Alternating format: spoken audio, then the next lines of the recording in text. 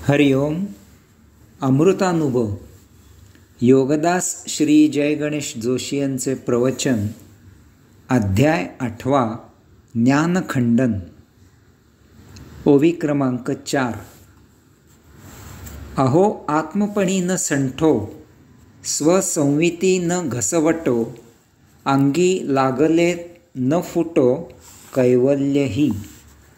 अर्थात आपला आत्ममार्ग संकुचित न होवो, आपले आत्मज्ञान घसीट न होवो, जे प्राप्त झाले आहे ते एकसंध राहो, हेच कैवल्य आहे.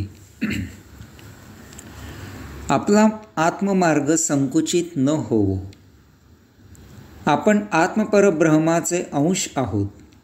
या भौतिकामुळे आपल्यात आणि आत्मपरब्रह्मात काही काळ दुरावा निर्माण झाला होता.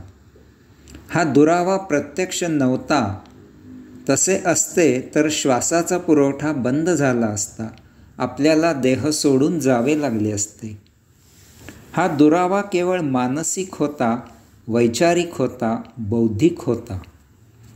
आपली स्वस्वरूपाची जाण विस्मृतीत गेली होती.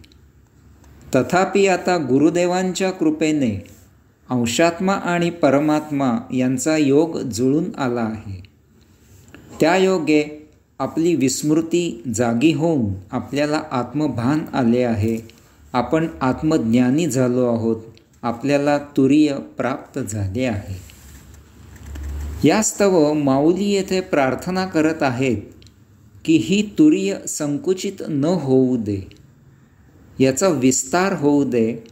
कारण या देहातच फक्त आत्मयोगे जीवन न जगता आपल्याला मुक्ती प्राप्त करायची आहे, सायुज्य मुक्त व्हायचे आहे. यास्तव या तुरीय प्रसाद योगे आपली वैश्विक यात्रा पूर्ण होऊ दे. आपली अंशात्मा ते आत्मा ते परमात्मा ते पुरुषोत्तम अशी आध्यात्मिक यात्रा परिपूर्ण होऊ दे. नुसतेच आत्मयोगी म्हणून येथे जीवन न जगता स्वमर्जीने या विश्वात सृष्टीलीला अवलोकन करण्यासाठी महायात्रा करण्याची पात्रता आपल्यात येऊ दे. देवर्षी नारद मुनी जसे स्वमर्जीने त्रिभुवनी यात्रा करत असत, तसे आपली यात्रा वैश्विक होऊ दे. आपले आत्मज्ञान घसीट न होवो. उदाहरण भौतिक आहे, तथापि यामुळे ओवी समजायला सोपे होईल. भांडे वापरायचे झाले तर ते आपण घासून स्वच्छ करून घेतो. केळे खायचे झाले तर आपण त्यावरील साल सोलून टाकतो आणि आतील केळे घेतो. जमीन झाडून सारवून घेतो. फरशी असेल तर झाडून पुसून घेतो आणि मग वापरतो. तथापि आपल्याला जर साखर वापरायला हवी असेल तर आपण ती जशी आहे तशी खातो किंवा एखाद्या पदार्थात घालतो. ती घासून स्वच्छ करत नाही, सोलत नाही, झाडून पुसत नाही. कारण साखर अंतर्बाह्य साखरच असते. ती अस्वच्छ होत नाही किंवा ती आवरणबद्ध असत नाही किंवा ती मलिन होत नाही. साखर कमलपत्राप्रमाणे स्वतःला काहीही चिकटवून घेत नाही. साखर जशी आहे तशी वापरता येते. याचप्रमाणे आपल्याला प्राप्त झालेले आत्मज्ञान अबाधित राहू दे. या भौतिकाच्या ससेमिऱ्यात ते वेष्टित न होऊ दे, मलिन न होऊ दे, मिश्रित न होऊ दे. ते जसे प्राप्त झाले आहे तसेच ते वैश्विक यात्रा पूर्ण होईपर्यंत राहू दे. यात कसलेही विघ्न न येऊ दे. प्राप्त आत्मयोगाचा कोणाशीही संबंध न येऊ दे. कारण हे भौतिक वस्तुजगत, त्याचे भोगापवर्गतेचे अज्ञान, त्याचा सहवास महाभयावह धोकेबाज आहे. केव्हा पाय घसरेल काही सांगता येत नाही. कदाचित पाय घसरून जखम झाली तरीही पत्ता लागणार नाही. कारण ती माया नावाची चेटकीण आणि तिचे ते सप्तरिपू असलेले पुत्र आपल्याला भौतिकात खेचून घ्यायला सदा टपलेले असतात. जे प्राप्त झाले आहे ते एकसंध राहो. प्राप्त आत्मज्ञान एकसंध ठेवणे या कलियुगात फार दुरापास्त आणि त्यामुळे महत्त्वाचे झाले आहे. योगी, संन्यासी यांना देहधर्म म्हणजे अन्न, वस्त्र, निवारा चुकत नाही. अनेक योगी कुटुंबवत्सल आहेत. ते जसे नाहीत त्यांचा चरितार्थासाठी कुटुंब, समाज यांच्याशी संबंध येतो. यामुळे अनेक योग्यांना आणि संन्यासांना भौतिकापासून दूर राहणे ही एक कसरत झालेली आहे. त्यांचे ज्ञान, विज्ञान, भौतिक आणि अध्यात्म असे विभागले जाते. एखाद्या गाफील क्षणी पाय घसरायचा संभव असतो. म्हणून माऊली येथे म्हणतात की जे प्राप्त झाले आहे ते एकसंध राहो. अनेक योगी, संन्यासी शिष्येवर नको इतके प्रेम करत आहेत. त्यांनी जणू काही आश्रम त्यासाठीच काढला आहे. अनेक योगी आणि संन्यासी पैसा, प्रसिद्धी आणि प्रतिष्ठा याच्या मागे हीन दीन होऊन भरकटले आहेत. सरकारी पारितोषिके मिळवण्यासाठी लाचार झालेले आहेत. सत्तेपुढे लोटांगण घालून हाजी हाजी करत आहेत. काहींनी कारखाने काढले आहेत. त्याच्या जाहिराती करत आहेत. उदाहरणार्थ ही जाहिरात वाचा, परंतु अचंबित होऊ नका, कारण अशा अनेक जाहिराती सुरू आहेत. ढॅन्टडॅन.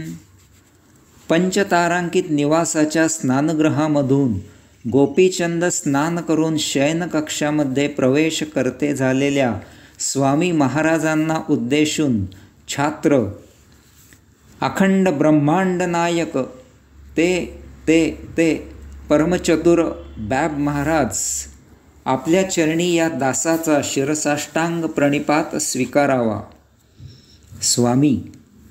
स्वामी महाराज स्मितहास्य करत आशीर्वादपूर्वक हात उंचावतात. छात्र अखंड ब्रह्मांड नायक ते परमचतुर बॅब महाराज आपल्या या काळ्याभोर लांब सडक विपुल जटांचे रहस्य काय आहे? स्वामी महाराज वत्सा, अजान स्नातका, सत्ययुगाच्याही आधीपासून आम्ही वैकुंठधामी जे वापरत होतो आणि आता जे आपल्या कारखान्यात विपुल कुरल कृष्णरंगी दीर्घलंबी केशसंभारवर्धक या नामाभिमानाने निर्माण होत असलेले तेल आम्ही लावतो. ढॅन्टडॅन. बहुतेक साधक कुटुंबवत्सल असतात. त्यांना अध्यात्म आणि भौतिक याचे योग्य प्रकारे संतुलन करणे क्रमप्राप्त असते. हे सहज शक्य आहे, तरच योगसाधना, उपासना सुरू राहते. यासाठी योगगुरूंनी त्यांना मार्गदर्शन करावे. त्यांचे आत्मज्ञान कुटुंबात राहूनही अबाधित राहावे आणि त्यांची योगसाधना, उपासना सुरू राहावी. त्यांनी चुकीच्या मार्गाने जाऊ नये, यासाठी माऊली येथे जे प्राप्त झाले आहे ते एकसंध राहो असे सांगत आहेत. हेच कैवल्य आहे. माऊली म्हणतात, आत्मज्ञान प्राप्त साधकाची आत्मयात्रा सायुज्य मुक्तावस्थेपर्यंत सुकर होणे, तो अंतर्बाह्य सदा आत्मरंगी व्यापलेला असणे, अध्यात्म हेच त्याचे जीवन होणे, अध्यात्माशिवाय अन्य ठिकाणी तो त्यापासून उदास असणे, हेच कैवल्य आहे. चैतन्य हीच सहजावस्था असणे म्हणजे कैवल्य. केवल म्हणजे तेथे स्वशिवाय अन्य काहीही नाही. बस एक चैतन्य, केवळ अस्तित्व. कापसाचा ढीग असतो तसा एक परम ऊर्जेचा ढीग. संपूर्णपणे आत्मभान राखून कर्मयोगापुरते त्या ढिगामधून दूर होऊन देहधर्म सुरू ठेवणे आणि तत्क्षणी चैतन्यात स्थिर होणे. श्वासाश्वासाला महामंत्राचा जप सुरू असणे, प्रत्येक कृती आत्मयात्रेकडे ठेवलेले पाऊल असणे, आत्मपरब्रह्म हाच एकमेव विषय असणे. ओवी क्रमांक 5. आमुची करवे गोठी, ते जालीची नाही वाक्सृष्टी. आमुते देखे दिठी, ते दिठीची नव्हे. अर्थात आपली कैवल्यावस्था वर्णन करणारी शब्दसृष्टी निर्माण झालेली नाही. आपल्याला पाहणारी दृष्टी ही दृष्टीच नाही. शब्दातीत माऊली सांगतात की कैवल्याचे वर्णन करणे शक्य नाही. ही अवस्था शब्दसृष्टी निर्माण होण्याआधीची आहे. आपण त्या अवस्थेत प्रवेश केला आहे. कैवल्य शब्दातीत आहे. यामुळे येथे जी शब्दसृष्टी आहे ती कैवल्याचे वर्णन करू शकत नाही. आपण न पाहिलेल्या आपल्या पूर्वजांचे वर्णन करू शकत नाही. तसेच हे आहे. शब्दसृष्टी ओंकारामधून निर्माण झालेली आहे. आता आपण ओंकार निर्माण झाल्याच्याही आधीच्या स्थितीत स्थिर झालेलो आहोत. आपण तुरीय अवस्थेत आहोत. आपल्यामधून ओंकार स्फुरण झाला आहे. यामुळे आपण शब्दातीत अवस्थेत आहोत. श्रुतींनी कैवल्याचे वर्णन करताना नेती नेती इतकेच म्हटले आहे. श्रुती म्हणतात की कैवल्य जसे आहे तसे येथील हे वस्तुजगत नाही. हेही नाही, ते नाही, तेही नाही. बस, यापेक्षा कैवल्याबद्दल आणखी काही सांगणे शक्य नाही. दृष्टीतीत. माऊली पुढे सांगतात की आपली ही कैवल्यावस्था पाहणारी दृष्टी अजून निर्माण व्हायची आहे. कोणी असे म्हणाला की मी आत्मपरब्रह्म पाहिले तर त्याला ती दृष्टी नाही, त्याला भ्रम झाला आहे असे खुशाल समजावे. कारण दृष्टी म्हणजे पाहणे हे जड देहावरील एका अवयवाचे कार्य आहे. आता आपण देहातीत अवस्थेत असल्यामुळे कोणीही देहधारी आपल्याला पाहू शकत नाही. आपण दृष्टीतीत अवस्थेत स्थिर झालेले आहोत. कोणीही याच अवस्थेला प्राप्त होऊन आपल्याला जाणू शकतो. कारण पाहणे या किंवा अशा भौतिक क्रियातीत अवस्थेत आपण आहोत. यामुळे आपल्यासारखे होऊन आपल्याला जाणणे शक्य आहे. आपण अज्ञान, ज्ञान, विज्ञान पार करून त्या पलीकडे आलेलो आहोत. आपल्याला जाणण्यासाठी प्रज्ञा प्राप्त व्हावे लागते, तरच ते शक्य आहे. हरिओम.